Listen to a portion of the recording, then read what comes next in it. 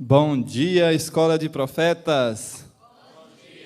Bom dia para você aí de casa, que alegria estarmos juntos mais uma vez. Muito obrigado por nos aceitar em seu lar, que o Senhor Deus derrame muitas bênçãos em sua vida e de sua família. Bom dia, meu amor. Bom dia, que alegria, né? Adorar ao Senhor nesse dia que Ele nos deu. Cada dia uma nova vida, uma nova história para nós escrevermos, não é isso? Amém. Louvado seja o nome do Senhor. E para ficar melhor ainda o nosso dia, nós vamos fazer o quê, meu bem? Vamos buscar a presença do Senhor. Vamos todos juntos? Vamos nos ajoelhar?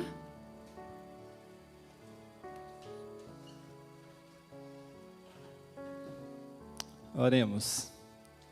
Santo e eterno Deus, grandioso Pai, é no nome do nosso Senhor e Salvador, nosso sumo sacerdote, Jesus Cristo, aquele que pagou nossos pecados lá na cruz.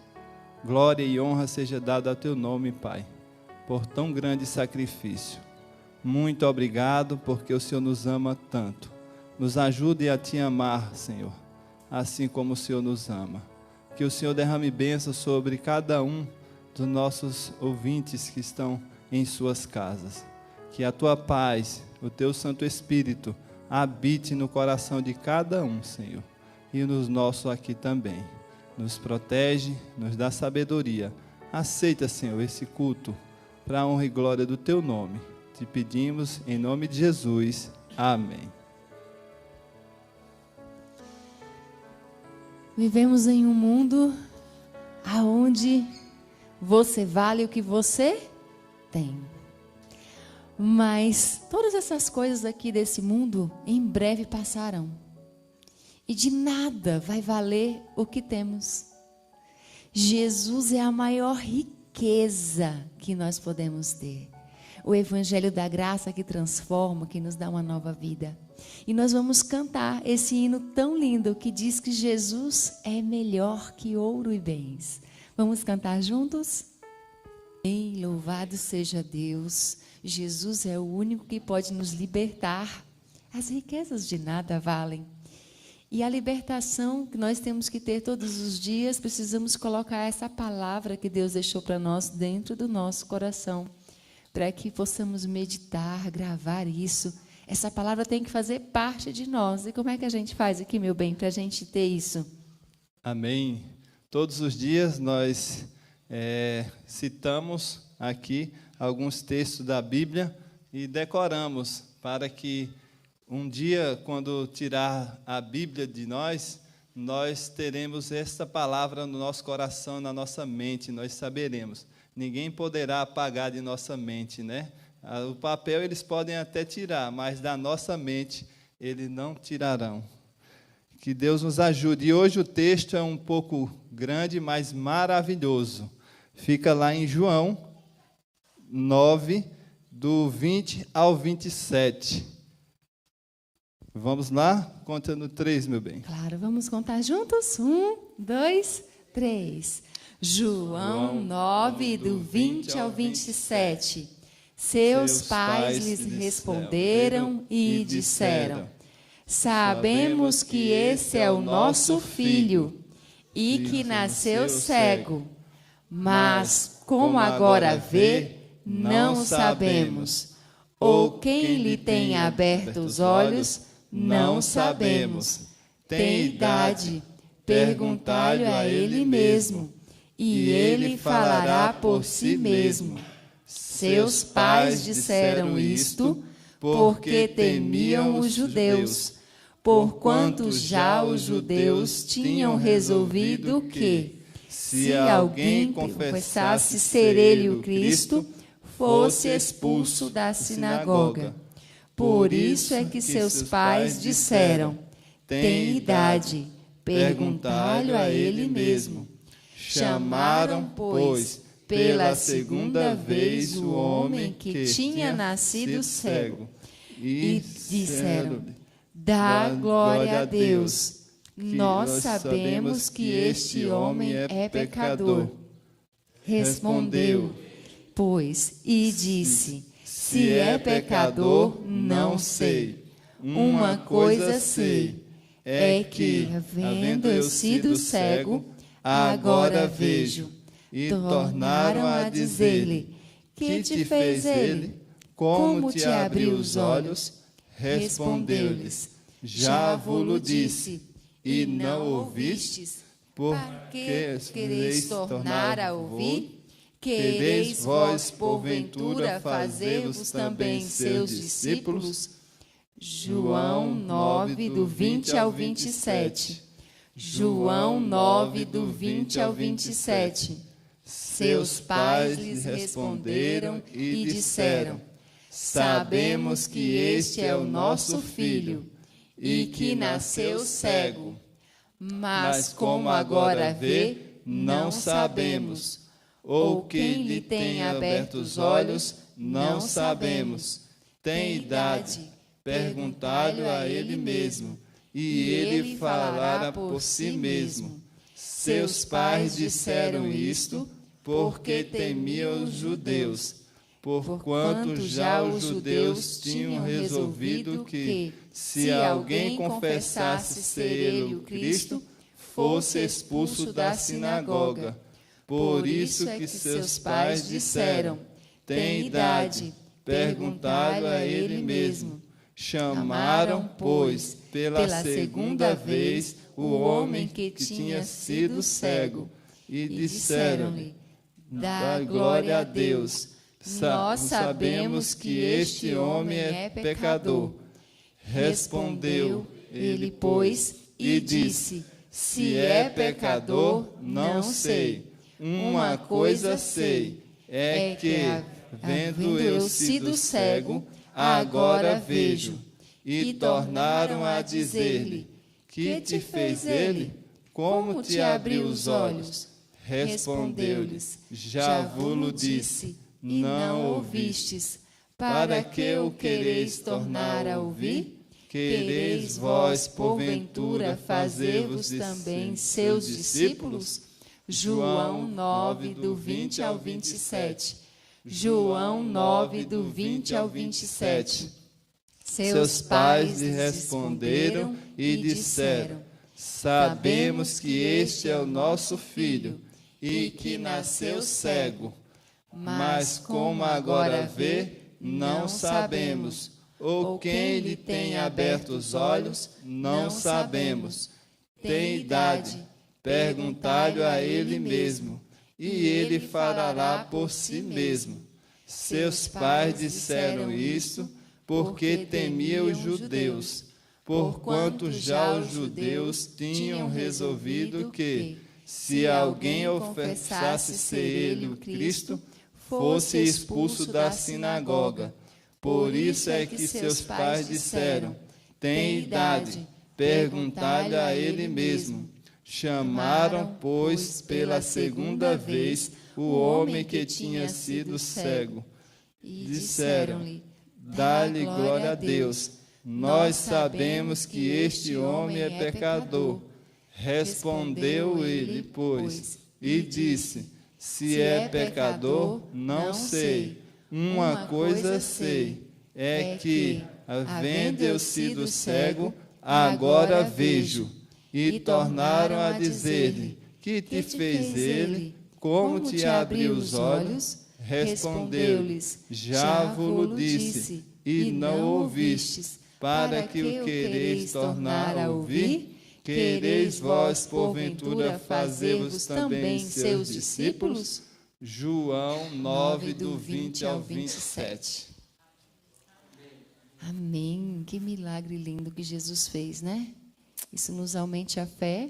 E agora nós vamos ficar com uma parte muito importante, né, meu bem? Amém. Louvado seja Deus. Que o Senhor Deus te abençoe e te guarde aí em casa, e que esta palavra de hoje possa fazer a grande diferença em sua vida e em nossa vida. Deus abençoe, um bom dia, e que a paz do Senhor Jesus Cristo permaneça em nossos corações. Amém.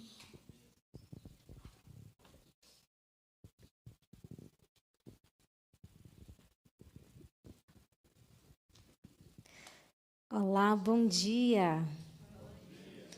Bom dia para o pessoal de casa também. A gente olha para onde? É para cá, é? Bom dia para você que está aí em casa. Que bom que você acordou cedo para estudar a palavra de Deus e nós estamos juntos mais uma vez aqui, agora ao vivo. Olha que legal. É sempre bom estarmos juntos, né? Queridos, hoje nós estudamos coisas preciosas na palavra do Senhor e eu quero já convidar você aí a pegar a sua Bíblia e abrir aí no Salmo 75, para que nós possamos tirar as lições deste salmo para o nosso coração. Nós estudamos, então, nessa madrugada, o Salmo 75, 76 e 77, não foi assim? E estudamos também uma parte do Evangelho, estudamos Lucas, capítulo 18, estudamos ali alguns versos, né? Do capítulo 15, ou do capítulo 18 de Lucas. E eu gostaria de convidar você agora com a Bíblia aberta, queria convidar você a orarmos e pedimos a presença do Espírito Santo de Deus. Vamos orar? Amado Deus e nosso Pai, agora a Tua palavra está aberta, será a Tua voz que nós iremos ouvir e queremos implorar ao Senhor que o nosso coração se incline diante de Ti. Que o nosso coração, Senhor Deus, se atente às palavras que sairá, Senhor Deus, da Bíblia. E imploramos a Ti, Senhor Deus, que Teu Espírito Santo fale aos nossos corações e nos ajude a mudarmos e tomarmos decisões para a eternidade. Nós nos entregamos a Ti e oramos em nome de Jesus. Amém. Muito bem, Salmo 75. Esse é um salmo de libertação. E interessante porque esse salmo de libertação, ele traz como título Deus sendo juiz. Veja que interessante. A nossa libertação ela está muito associada à justiça divina, à capacidade de Deus de ser justo. E aqui nesse salmo, nós vamos ver no verso 2, que Deus ele tem um tempo certo e determinado para executar a sua justiça. Observe aqui no verso 2. Pois dissestes, hei de aproveitar o tempo determinado, hei de julgar retamente. Aqui, esse versículo foi uma reprovação muito forte ao meu coração. Por quê? Porque, naturalmente, nós, seres humanos, nós somos impacientes. Porque nós queremos no nosso tempo, do nosso jeito, porque nós temos uma maneira de enxergar a vida, então nós pensamos que as coisas têm que ser feitas de acordo com a nossa visão e com a nossa cabeça. Só que Deus pensa totalmente diferente da gente, porque os pensamentos de Deus são mais altos. O pensamento de Deus é mais profundo. E Deus tem uma visão completa daquilo que nós não conseguimos alcançar e enxergar. Mas a nossa cabeça é limitada, então a gente se impacienta e pensa, Deus está demorando. Deus não vê, Deus não responde. E chegamos a conclusões como essas, conclusões injustas. Mas o salmista está dizendo, ei, não se esquece de uma coisa, Deus age no tempo certo e quando Ele age de maneira reta.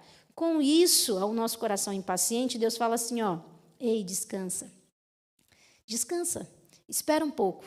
Eu estou executando a minha justiça do jeito certo, do jeito que você não entende, mas é do jeito que tem que ser e do jeito que fará bem não só a você, mas também a todos aqueles que estão sob a jurisdição de Deus. E aí, nós continuando aqui no Salmo 75, ele vem também repreendendo aqui no verso 4 os soberbos e os arrogantes. E, às vezes, quando a gente lê uma coisa como essa, a gente fica assim, ainda bem que Deus vai reprovar os soberbos e os arrogantes. E se esse soberbo e arrogante for você? Você terá a mesma satisfação ao pensar que Deus vai repreender aquele soberbo e aquele arrogante que você tem na sua cabeça? E se for você esse soberbo e esse arrogante? Olha o verso 4. Digo aos soberbos, não sejais arrogantes, e aos ímpios, não levanteis a vossa força. Até isso, só o verso 4. Veja que aqui no verso 4, o salmista está dizendo, não vale a pena ser soberbo, nem ser arrogante, nem se levantar contra o Senhor. Não seja assim, porque aqueles que se levantam contra Deus nessa posição, nesse comportamento, serão abatidos. Eles serão vencidos. Não vale a pena se levantar contra o Senhor. E isso é visto no verso 10, porque o verso 10 finaliza o salmo dizendo o seguinte, ó, abaterei as forças dos ímpios, mas a força dos justos será exaltada.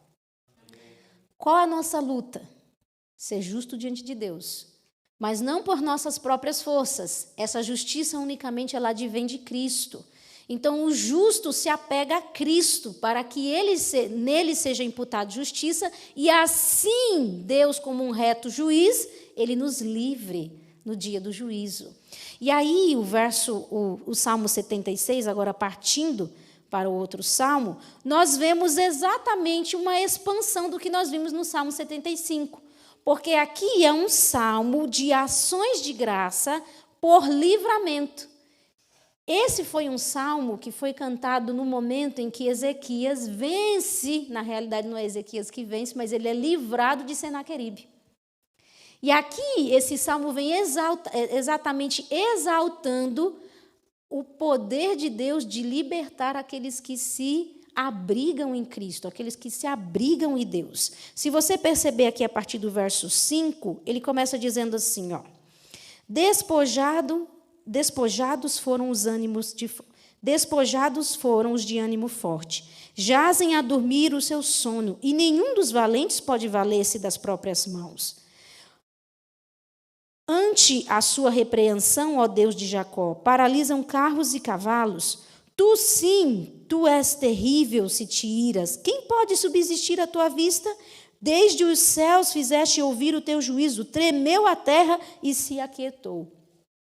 De que vale a força, o poder, o exército, a tecnologia? De que vale dessas coisas diante de Deus? Tudo isso diante de Deus é como se fosse pó, como se fosse nada. E eu acho interessante esse salmo porque ele prefigura a vitória dos justos. Um dia, quando os ímpios se levantarem contra a vida dos justos, quando nós tivermos que enfrentar a fúria das nações, Deus se levantará a favor dos justos. E de que valerá todo o exército, todas as armas, todo o poder, toda a força, toda a tecnologia? Não se valerá de nada, porque, como diz aqui no verso 9, ao levantar-se Deus para julgar e salvar todos os humildes da terra, Deus há se de levantar. Miguel se levantará em favor dos seus, do seu povo, e livrará os humildes, que sejamos nós. Que sejamos nós esses, os humildes que serão livrados. E aqui, para finalizar, então, a parte dos salmos, nós temos o Salmo 77. Esse Salmo 77, ele é um salmo bem humano, né? Aqui é um abrir do coração.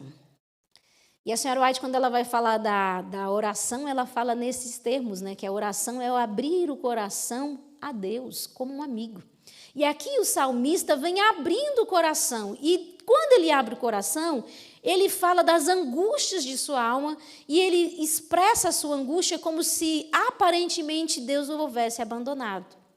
Só que aqui nesse salmo você consegue tirar muitos métodos de como animar um coração desanimado. Às vezes nós nos desanimamos, não desanimamos? Isso é tão humano. E como que nós podemos nos animar em meio ao desânimo? Olha aqui o Salmo 77 e veja comigo o verso 5, um dos métodos de animar um coração desanimado. Penso nos dias de outrora, trago a lembrança aos anos de passados tempos. Olha que interessante. O salmista vem nos ensinando que no meio do desânimo nós deveríamos pensar em coisas boas. Lembro de Jeremias passando uma angústia lá em relação a Nabucodonosor, ameaçando invadir o povo de Judá. E aí ele começa assim, eu quero trazer à lembrança as coisas boas. Eu quero relembrar daquilo que é bom. E, de fato, nós precisamos treinar a nossa cabeça a nos voltarmos àquilo que é bom e não ficar meditando na desgraça. Às vezes nós meditamos demais na preocupação, no problema, e Deus nos convida a meditar naquilo que é bom. E aí no verso 8, eu achei interessante porque agora o salmista começa a fazer perguntas reflexivas. Perguntas reflexivas que o levam a pensar em Deus. Veja as perguntas que ele faz. Cessou perpetuamente a sua graça?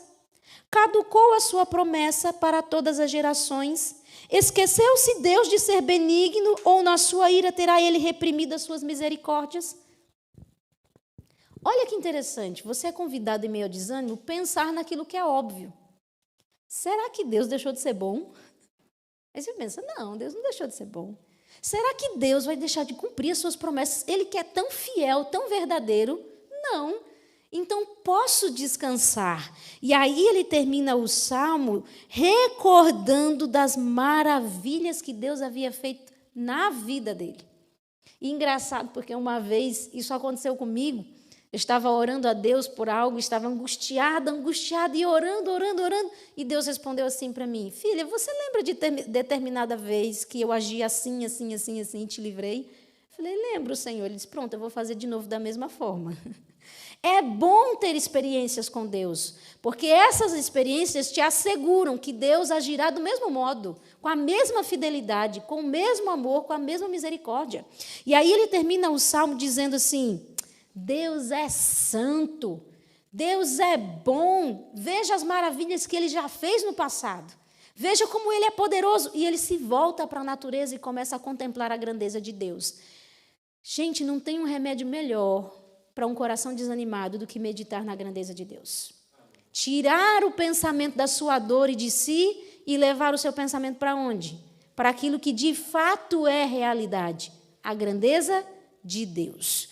Louvado seja o Senhor pelos ensinamentos que temos através dos Salmos. E agora nós entramos naquilo que está descrito em Lucas 18. Lucas 18 traz uma história um tanto interessante. Acompanhado aqui ao livro Parábolas de Jesus, que inclusive nós estamos terminando este livro. Vocês tiveram a sensação de dizer, ufa, mais um livro. Estamos terminando para a glória de Deus. E quantas coisas já mudaram na nossa cabeça, não é? Quantas coisas já mudaram no nosso comportamento devido à leitura que fizemos deste livro. Eu sei que isso tem sido uma bênção para a sua vida, porque tem sido para a nossa também. E aqui no capítulo 28, o título do meu livro fala o maior dos males. E eu coloquei aqui no quadro algumas informações para a gente conseguir trabalhar o que nós estivemos hoje no capítulo. O contexto que vem trazendo aqui, na história que nós lemos em Lucas 18, é o seguinte: na época em que Jesus vivia, os rabinos ensinavam sobre religião dentro do princípio da justiça própria. O que era isso? Era que quanto melhor você fosse, quanto mais bondade você fizesse, quanto mais piedoso você fosse, mais aceitável você era diante de Deus. Então, a salvação era ensinada mediante os esforços. Segundo os seus esforços, você receberia o seu galardão. Era pelo merecimento daquilo que você fazia. Então, assim era ensinado a salvação na época em que Jesus vivia. Os rabinos ensinavam dentro desse prisma da justiça própria. Só que, diante disso, eram esquecidas algumas informações. Quais delas? A primeira: como que poderemos ser salvos pelo nosso esforço, pela nossa religião, pela nossa dedicação, se nós possuímos uma natureza caída? A nossa natureza ela é corrompida pelo mal. E quando nós estudamos lá em Patriarcas e Profetas, capítulo 1, sobre a condição do pecado entrando no mundo, a senhora White descreve que a nossa natureza se corrompeu. Se corrompeu de que forma? Com alguns espíritos que era visto no caráter de Satanás. Que espíritos eram esses? Espírito do mal, espírito de descontentamento, espírito de resistência, espírito de desafeto e espírito de rebelião. Essa é a nossa condição após o pecado. Há no nosso caráter, na nossa inclinação, a maldade, o descontentamento, a resistência, o desafeto e a rebelião. Todos nós nascemos em pecado, nascemos nessa condição. Só que, diante dessa natureza, nós vamos passando por alguns processos na nossa existência, como, por exemplo, a educação. Se eu perguntar para vocês, vocês preferem conviver com uma pessoa educada ou mal educada? Vocês vão preferir o quê?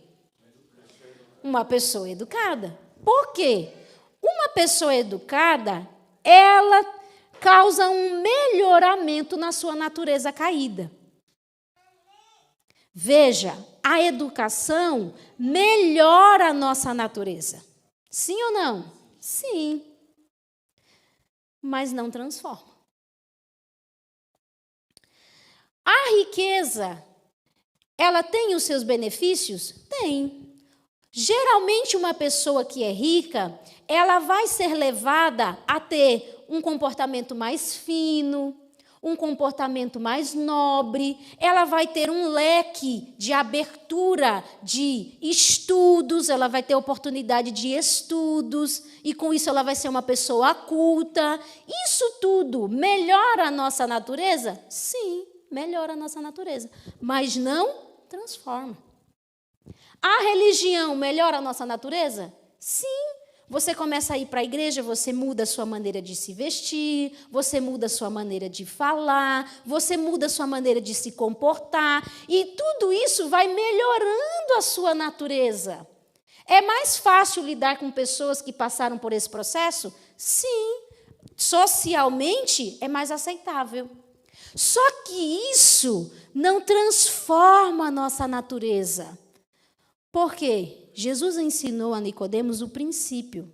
Nicodemos, se você não nascer de novo, você não pode entrar no reino dos céus. Ainda que você seja educado, ainda que você seja elegante, que você seja refinado, que você faça tudo certo, que você vá para a igreja, que você se vista do jeito correto, que você fale da maneira certa, tudo isso melhora a sua natureza, mas não transforma. Você tem que nascer de novo, tem que haver uma mudança na sua natureza. E isso, na época de Jesus, havia se perdido da cabeça das pessoas. Porque eles pensavam que a riqueza recomendavam eles a Deus. Que fazer os atos da religião os recomendava a Deus. Deus os aceitava e os achava muito bom porque eles faziam isso. Atrelado a isso, nós entramos na salvação por obras. Ou seja, eu sou aceito, eu sou salvo por aquilo que eu faço. E isso era ensinado, isso era vivido na época de Jesus. Só que a palavra de Deus diz que o nosso coração ele é enganoso e é desesperadamente corrupto. O que há de bom dentro do nosso coração? Quando Jesus foi falar da fonte do mal, ele fala, ei, é do coração que procede os maus pensamentos, os maus desígnios, os maus desejos. O coração está corrompido, portanto, seus atos de justiça são como trapos de imundícia. Ainda que você faça tudo certo, ainda que você faça tudo correto, que você mereça um 10, como o professor Cícero dá para a gente quando a gente vai para a horta, né? A gente vai lá, trabalha na horta, ele fala o quê? 10 para todo mundo. Ainda que você mereça um 10, os seus atos de justiça são como imundícia diante de Deus, não podem ser aceitados. Ou seja, não há nada que nos recomende a Deus. Essa consciência, Guilherme, havia sido perdida na época de Jesus. Portanto, eles não conseguiam entender sobre a graça. Eles não conseguiam entender o princípio da graça. Deus salvando o pecador, aquele que não merece. Agora veja, toda essa ideia de vida e de religião gerava um comportamento. Qual comportamento que foi tratado aqui no estudo? O espírito mercenário. O que é o espírito mercenário? O espírito mercenário, ele é baseado no egoísmo. Porque eu fiz, eu mereço. Se eu lutei tanto, eu mereço a recompensa. O eu fica no centro, são amantes de si mesmo, buscam exaltação própria e geralmente isso leva à comparação, à luta, à discórdia e à disputa. Esse era o espírito que movia o coração dos judeus na época de Jesus. É por isso que lá, quando Jesus está no templo, e eles vão lá ofertar, eles começam a colocar um monte de dinheiro lá, e jogava para fazer aquele barulho, porque eles queriam o quê? Exaltação própria. Eles queriam mostrar o quanto eles eram bons e eles mereciam receber a graça de Deus. Aí Jesus olha para uma viuvinha, Não tinha nada, botando só as moedinhas. Essa aqui doou muito mais do que todos. Porque eles não entendiam como se dava o processo de salvação. Nesse contexto, um homem muito rico se levanta e pergunta para Jesus: bom mestre, o que eu posso fazer para herdar a vida eterna? Ele estava perguntando o quê? O que eu posso fazer para ser salvo? Além de tudo que eu já faço. Eu já sou um homem educado, eu já sou um homem rico, eu sou um homem que guarda os mandamentos de Deus, eu sou religioso, eu faço tudo correto. O que mais falta para que eu possa ser merecedor da salvação? Nessa pergunta, Jesus viu a abertura que precisava para trabalhar na cabeça dos discípulos e tirar essas sementes do mal. Ele fala assim: bom só existe um Deus. Você está me chamando de Deus? Você está me reconhecendo como Deus? Ele fala: olha, você quer entrar na vida? Guarda os... E aqui no livro, a senhora White trouxe a seguinte palavrinha: obediência perfeita. Quando Jesus diz guarda os mandamentos, Jesus está dizendo assim, a condição para entrar no céu é a mesma que era lá do Éden. Obediência perfeita. O que é obediência perfeita? A obediência perfeita, ela não se resume meramente em atos. Eu coloquei aqui 3 coisinhas. É uma harmonização entre intenções, inclinação e atos. É quando a sua intenção e a sua inclinação e os seus atos, eles se harmonizam dentro daquilo que é justo, sem contaminação, nem de egoísmo, nem de orgulho, nem de exaltação própria. Quem de nós pode ofertar isso para o céu na condição que temos do nosso coração? Então, como oferecer obediência perfeita, se essa é a condição de sermos salvos? Unicamente um ofertou isso diante do céu: Jesus Cristo. E na obediência perfeita de Jesus Cristo, nós nos fiamos para poder adentrar no céu. Só que isso era perdido na cabeça dos judeus. Eles não entendiam isso, que obediência perfeita unicamente na posição de Jesus Cristo. E pela graça, na fé que a vida perfeita de Jesus levou, eu poderia adentrar no céu. E Jesus queria ensinar isso aos seus discípulos. E veja, quando o homem responde para Jesus, ele fala assim: Senhor, eu já tenho feito tudo isso. Eu já faço tudo isso. Aí Jesus fala assim: você quer ser perfeito? Então, vende tudo o que você tem. E aí você vende tudo que você tem, dá aos pobres, né? Me segue, aí você vai ter um espaçozinho no céu. Por que Jesus falou para esse homem que ele tinha que vender tudo? Será que Jesus é contra as riquezas? Por que esse homem precisava vender tudo? Eu quero ler com vocês um parágrafo que está aqui na página 392 do meu livro. O parágrafo começa assim, o amante de si mesmo. Achem esse parágrafo, se você tiver o livro, pega também e lê junto com a gente, tá? Olha o que diz o parágrafo. O amante de si mesmo é transgressor da lei. Queridos, amante de si mesmo. Nós estamos vivendo na geração e na época em que o pecado do século é a egolatria, o culto a si mesmo, a adoração a si, aos seus pensamentos, à sua maneira de agir, ao seu jeito. Hoje, nós estamos vivenciando essa geração. A geração do like, a geração do seguir, a geração da fama. Os amantes de si mesmo é transgressor da lei de Deus. Por quê? Porque o amante de si mesmo, ele não consegue pensar em nada além de si. E a lei de Deus é o amor abnegado, é quando você ama a Deus e ama o outro. Mais do que a você mesmo. Isto quis Jesus revelar ao jovem e submeteu uma prova de modo tal que manifestaria o egoísmo do seu coração. Jesus colocou para ele uma prova. Então, já que você quer herdar a salvação, vende tudo o que você tem e dá aos pobres. Isso foi uma prova para o coração daquele jovem. E isso revelou no coração dele o quê? O egoísmo que imperava no seu coração. Queridos, as provas que Deus tem permitido na sua vida é justamente para que você perceba quais são os ídolos que têm dominado a sua alma. Toda a prova que Deus permite na sua vida é para que você faça uma avaliação do seu coração. Espera aí, quais são os ídolos que têm dominado a minha alma? E naquele momento, aquele jovem percebeu que ele era dominado pelo egoísmo, porque ele amava mais as riquezas do que a Deus. Mostrou-lhe a nódoa do caráter. O jovem não desejou mais esclarecimento. Nutrira na alma um ídolo, o mundo era o seu Deus. Professava ter guardado os mandamentos, porém estava destituído do princípio que é o próprio espírito e vida de todos eles. Não possuía verdadeiro amor a Deus e ao homem. Essa falta era a carência de tudo quanto qualificaria para entrar no reino do céu.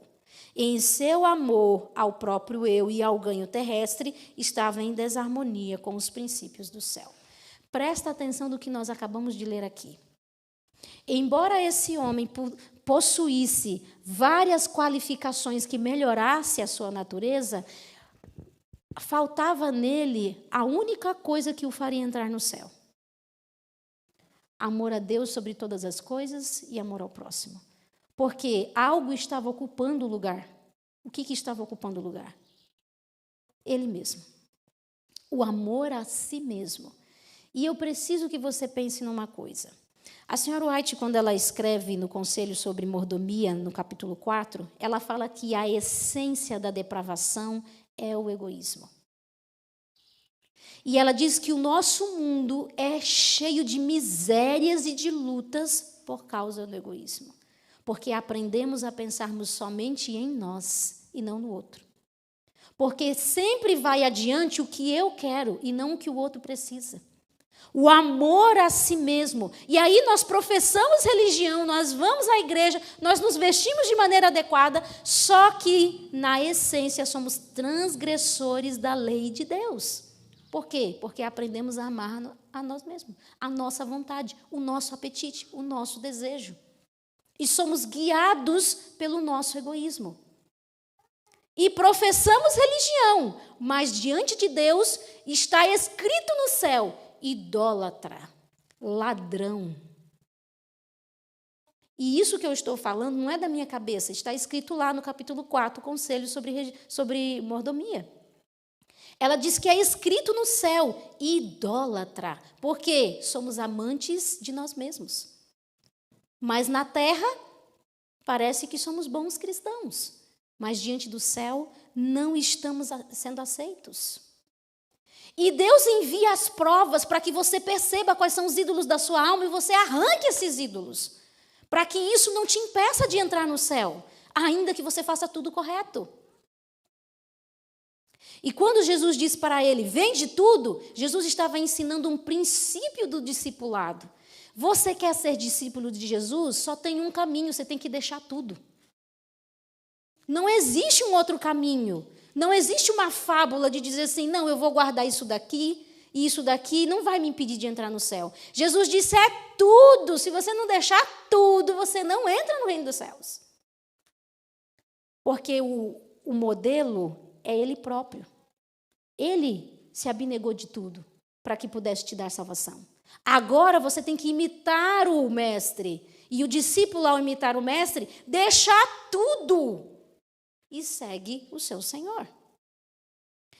E veja que, quando Jesus disse isso para aquele jovem saiu triste. Por quê? Porque ele não queria deixar as riquezas. Ele não queria abandonar o seu ídolo. Ele queria continuar a viver a religião, mas ainda com um coração dividido. E Deus não aceita coração dividido. E ele foi embora triste. Aí Jesus proferiu a seguinte palavra: quão difícil é um rico entrar no reino dos céus. Jesus, quando falou aquilo, escandalizou os discípulos. Como assim? É difícil um rico entrar no céu? Que dirá de nós que somos pobres, então? Que dirá de nós que somos incultos, pescadores? Como é que a gente vai entrar no céu? Se é difícil para eles, imagina para a gente. Aí Pedro faz a pergunta do mercenário. Jesus, e nós que deixamos tudo pelo Senhor? O que nós vamos receber? Essa era uma pergunta de espírito mercenário. E olha só o que está escrito aqui na página 396, no parágrafo que começa assim. Mas a pergunta de Pedro, que receberemos, revelou um espírito que, não corrigido, incapacitaria os discípulos para serem mensageiros de Cristo, porque era espírito de mercenário.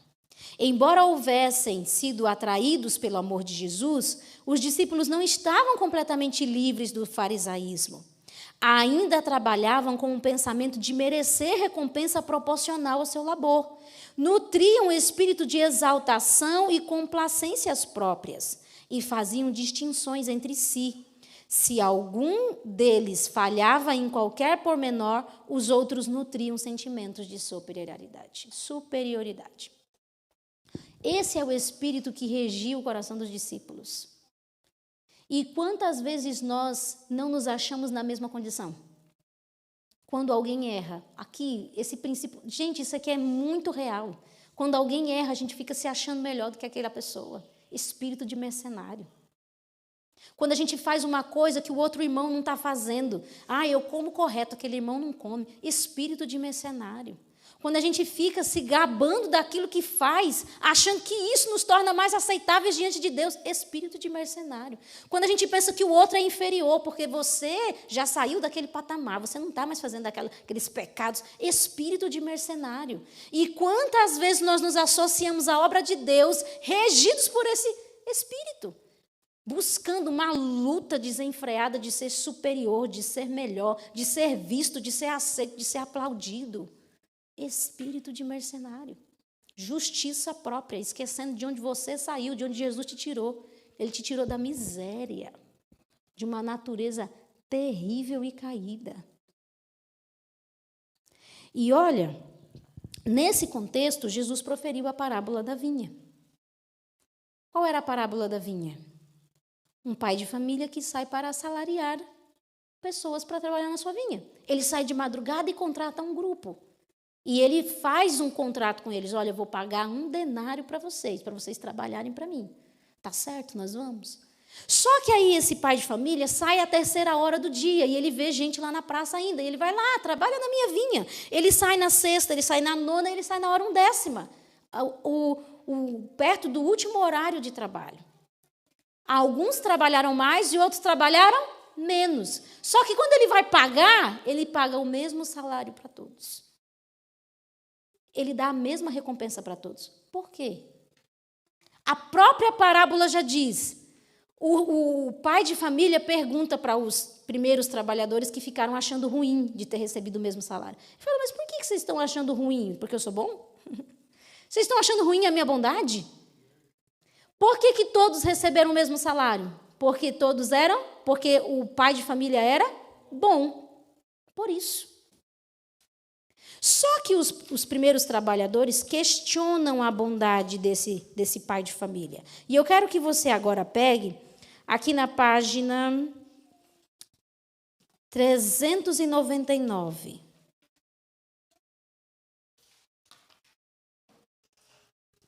Acha a página 399 e o parágrafo que começa assim. Os primeiros trabalhadores da parábola. E acharam? Você de casa encontrou? Vamos ler juntos? Os primeiros trabalhadores da parábola representam os que, por causa de seus serviços, reclamam preferência sobre os demais. Mas eu fiz tanto, eu trabalhei tanto, eu me esforcei, eu dei o meu máximo, o mínimo que eu mereço, pelo menos, é um reconhecimento. Eu mereço. Empreendem sua obra com espírito de agradecimento e não empregam nela abnegação e sacrifício. Podem haver professado servir a Deus toda a sua vida. Podem destacar-se em suportar agruras, privação e provas. E por isso pensam ter direito a grande remuneração. Pensam mais na recompensa que no privilégio de serem servos de Cristo. A seu parecer, suas labutas e sacrifícios conferem-lhes o direito de receber mais honras que os outros, e por não ser reconhecido esse direito, ficam ofendidos. E quantas vezes isso acontece dentro da obra de Deus? Pessoas que ficam ofendidas, porque na sua visão não foram reconhecidas, não foram aplaudidas, não foram colocadas no pedestal. Por quê? Porque eu me sacrifiquei, eu me doei, eu me gastei, eu perdi horas de sono, eu fiquei sem comer, eu fiz os sacrifícios e agora não reconhecem as coisas que eu fiz. Se tivessem trabalhado com espírito amável e confiante, continuariam a ser os primeiros, mas sua disposição queixosa e lamuriante é dessemelhante da de Cristo e demonstra que são indignos de confiança. Revela seu desejo de exaltação própria, desconfiança de Deus e espírito ambicioso e de inveja para com os irmãos. A bondade e a liberalidade do Senhor lhe é motivo de murmuração. Assim demonstram não haver afinidade entre sua alma e Deus. Não conhecem a alegria da cooperação com o obreiro por excelência. Com esse espírito revelamos que não temos nos associado a Cristo. Porque o desejo de exaltação própria, o desejo de engrandecimento não provém de Jesus, provém de Satanás. Foi ele que buscou isso. E ainda que você esteja fazendo isso com coisas certas, isso está errado. Ainda que você seja o estudante da Bíblia, mas se você estuda a Bíblia para aparecer, para dizer que é o mais sabido, para dizer que é o melhor, espírito de mercenário. Se você vai para a igreja, se você participa da obra de Deus, você se sacrifica, você faz o seu melhor, mas isso é para ser reconhecido, para ser engrandecido, para aparecer, espírito de mercenário. Está contaminando a obra de Deus. Não é o espírito de Cristo, o espírito abnegado, é o espírito de Satanás. E aqui na página 402, e com isso nós vamos finalizar, fala qual é a debilidade e a maldição que muitas vezes acompanha a igreja de Deus. Quando a senhora White ela vai falar disso, ela diz assim, aqui está a razão da debilidade e da maldição que muitas vezes recai sobre a casa de Deus, sobre a obra do Senhor. Porque somos movidos por esse espírito aqui, Página 402, o parágrafo começa, o primeiro e o último. Você achou? Vamos ler juntos? O primeiro e o último devem ser participantes do grande galardão eterno. E o primeiro deve dar alegremente as boas-vindas ao último. Ele não deve se sentir injustiçado, mas você trabalhou menos. Não. Aquele que inveja o galardão de outro esquece que ele mesmo é salvo unicamente pela graça. A parábola dos trabalhadores reprova toda ambição e suspeita. O amor regozija-se na verdade e não estabelece comparações invejosas. Quem possui amor compara somente seu próprio caráter imperfeito com a amabilidade de Cristo. Ele não fica se comparando com o outro irmão. Mas esse menino aqui fez isso. E olha só, eu merecia mais do que ele. Muitas vezes a gente não fala essas coisas, mas está dentro do nosso coração. A gente fica se comparando com o outro, invejando porque o outro tem isso, tem aquilo e você não tem. Porque o outro recebe tal situação e você não recebe. Esta parábola é uma advertência a todos os obreiros que, embora longos seus serviços, embora fartas as labutas, estão sem amor aos irmãos e sem humildade perante Deus. Agora, olha essa frase: não há religião na entronização do próprio eu. Você pensa que é religioso e não há religião. Quando o eu é entronizado, quando a sua vontade está no centro, não há religião nisso. Cristo está bem longe disso. Aquele cujo alvo é a glorificação própria se encontrará destituído daquela graça que somente pode torná-lo eficiente no serviço de Cristo. Quando é tolerado o orgulho e a complacência própria, a obra é arruinada. É disso que vêm as disputas, as discórdias, as brigas. Por que nós temos tantas brigas no meio de nós? Porque somos dominados pelo egoísmo e pelo orgulho. Somos dominados pela exaltação própria. Por isso há tanta discórdia, tanto pleito no meio do povo de Deus. Por causa da cobiça que há dentro da nossa alma. Não é a duração do tempo que labutamos, mas a voluntariedade e fidelidade em nosso trabalho que o torna aceitável a Deus. É requerido uma renúncia completa do próprio eu em todo o nosso serviço. O menor dever feito com sinceridade e desinteresse é mais agradável a Deus que a maior obra quando manchada pelo egoísmo. Ele olha para ver o quanto nutrimos do Espírito de Cristo e quanto do nosso trabalho revela da semelhança de Cristo. Considere mais o amor e a fidelidade com que trabalhamos do que a quantidade do que fazemos. Não é pelo quanto fazemos, mas é como fazemos. Somente quando o egoísmo estiver morto, banida a contenda pela supremacia, o coração repleto de gratidão e o amor houver tornado fragante a vida, somente então Cristo nos está habitando na alma e somos reconhecidos como co-obreiros de Deus. Amados, quando você pega a história do povo de Deus, você vê o povo de Deus falhando em vários momentos da história. E quando você busca a raiz do problema, você encontra, sempre são as emoções erradas. Por que o povo de Israel teve que vagar 40 anos do deserto e não entrou na terra prometida na época que Deus falou que eles tinham que entrar? Por causa das emoções erradas.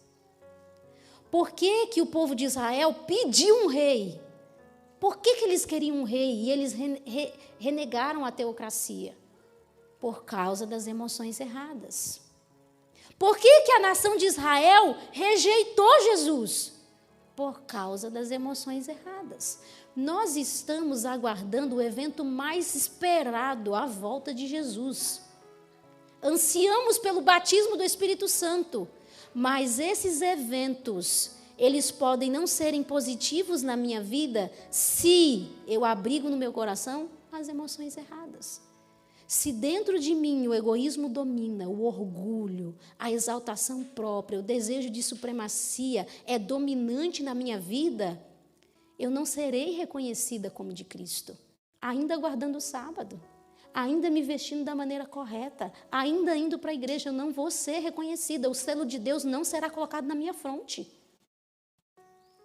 E hoje Jesus Cristo está nos chamando a sermos parecidos com Ele, a termos a semelhança dEle, do Espírito abnegado, daquele que se nega para poder que o outro vença, que o outro cresça e você diminua. E eu fiquei pensando em algo no estudo de hoje. Se não houvesse recompensa, você viveria do jeito que vive hoje? Você continuaria fazendo o que você faz? Se no fim de tudo não houvesse recompensa, fosse só essa vida, você continuaria vivendo e fazendo as coisas como você faz? Você continuaria acordando de madrugada? Você continuaria indo à igreja, lendo a Bíblia, orando? Se não houvesse recompensa, você faria isso? E muitas vezes nós estamos apenas buscando as bênçãos de Deus e não buscamos a Deus. Muitas vezes estamos buscando só os benefícios de ser cristão, mas não buscamos de verdade, de todo o coração, amar a Deus sobre todas as coisas. E é por isso que, às vezes, fazemos uma trajetória cristã de uma vida infeliz, porque a verdadeira felicidade consiste em ser bom e fazer o bem. E precisamos aprender isso. O chamado de Deus é justamente para que nós tenhamos mais de Cristo e menos de nós.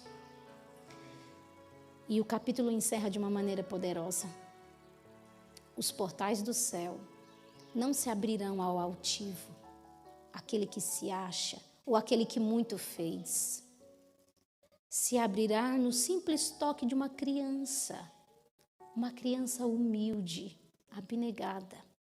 Se não nos tornarmos como crianças, os portões do céu não se abrirão a nós. Ainda que tenhamos vivido 50 anos no adventismo, ainda que tenhamos feito tudo correto, se o nosso coração não for convertido, os portais do céu estarão fechados para mim e para você. Que em nome de Jesus, você aí de casa, nós que estamos aqui, nós venhamos tomar uma decisão. E a decisão é: Senhor, eu quero nascer de novo. Eu quero conseguir vivenciar, Senhor, um cristianismo real, íntegro. E isso só será possível se o Senhor nascer dentro de mim. Porque unicamente de Cristo é que flui o amor verdadeiro. É com Ele que nós conseguiremos amar a Deus e amar ao semelhante. É com Ele, e sem Ele nada conseguiremos fazer. Você quer receber Cristo no seu coração? Você quer ter Ele habitando em você?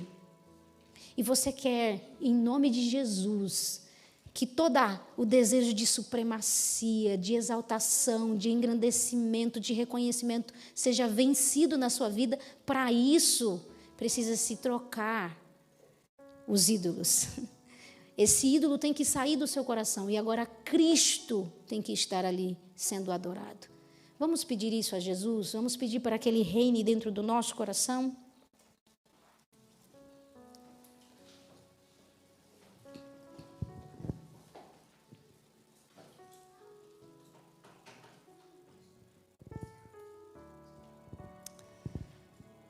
Querido Deus e nosso Pai, Senhor, quantas vezes olhamos para nossas vidas e enxergamos frutos que são desagradáveis? Quantas vezes nos vemos como avarentos, soberbos, egoístas? E tudo isso tem uma raiz, Senhor. O amor a si mesmo. Nós aprendemos a colocar como centro da nossa vida a nós mesmos. Os nossos desejos, o nosso pensamento, tudo aquilo que queremos e desejamos, tudo aquilo que cobiçamos. E nós queremos implorar a Tua misericórdia, porque quantas vezes, Senhor, nós trabalhamos para Ti nesse espírito e o Senhor não reconhece como seu isso. Ainda que tenhamos nos envolvido na Tua obra, o Senhor não reconhece aquela obra como sendo sua, por causa do espírito que fizemos aquilo. Senhor, nos livre dessa maldição. Nós não queremos trabalhar para Ti no espírito de Satanás. Nós não queremos trabalhar para Ti, Senhor, sendo regidos pelas maldições do pecado. Nós queremos que, em nome de Jesus, o sangue de Jesus Cristo nos lave, Senhor. O sangue de Jesus nos purifique de todo egoísmo, de todo orgulho, de toda inveja, de toda contenda, de toda supremacia, Senhor. Que tudo isso seja vencido pelo amor ao Senhor. Porque eu sei que quando o nosso coração se inclinar a amar a Ti, nós teremos condição de vencer todas as misérias de nossa alma. Nós teremos condição de amar o nosso semelhante como a nós mesmos. Ó Senhor, que Jesus Cristo habite em nosso coração. Que Jesus nasça dentro de nós. E assim, Senhor Deus, ao trabalharmos para Ti, o Senhor possa colocar a Sua digital em nós e dizer: esse trabalho eu reconheço, essa obra eu aceito, porque foi feita no Espírito correto, no Espírito de Cristo. Transforma a nossa mente, ó Senhor. Transforma a nossa mente, porque eu sei que muitas das batalhas que estamos passando neste momento é fruto do nosso egoísmo, é fruto do nosso amor a nós mesmos. Nos livra dessa maldição, Senhor. Nós nos entregamos a Ti. E na realidade, nós oramos mesmo dizendo: toma o nosso coração, Senhor, porque nós não conseguimos dar. Ele é Tua propriedade, por isso pedimos: conserva-o puro e bom, porque nós não conseguimos conservá-lo para Ti. E quando olhamos para nós, nos vemos tão dessemelhante, tão fraco, Senhor, destituído do verdadeiro Espírito, o Espírito de amor. Que o Senhor nos ajude, Pai. Que o Senhor nasça em nós, dentro dos nossos corações. E assim, Senhor Deus, possamos fluir vida onde quer que estejamos. Nós nos entregamos a Ti e oramos em nome de Jesus. Amém.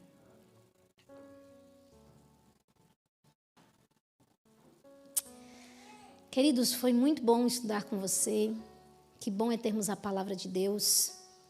E a pergunta que fica de Jesus para você é: você aprendeu a ser humilde a ponto de eu poder te ensinar o meu caminho?